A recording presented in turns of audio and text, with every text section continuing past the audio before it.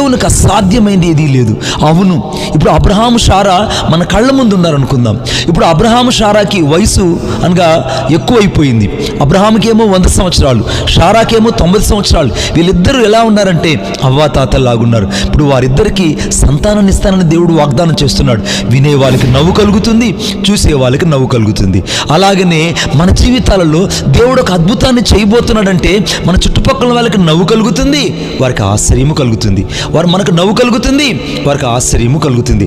అయితే నా దేవుని ఉద్దేశం తెలిసిన వారి కన్నుల ఎదుట నా దేవుడు నీ జీవితంలో అసాధ్యమైనటువంటి అనేకమైన కార్యాలు నీ జీవితంలో సాధ్యపరచబోతున్నాడు.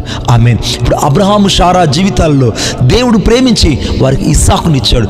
ఆ ఇస్సాకు ఆ యొక్క ప్రపంచ వంశావళిని మార్చివేసినట్టుగా మనం చూస్తున్నాం. అవును, వాగ్దానం చేయబడినటువంటి ఆ వాగ్దానాన్ని వారు బలంగా నమ్మారు. ఈరోజు నువ్వు గట్టిగా నమ్ము.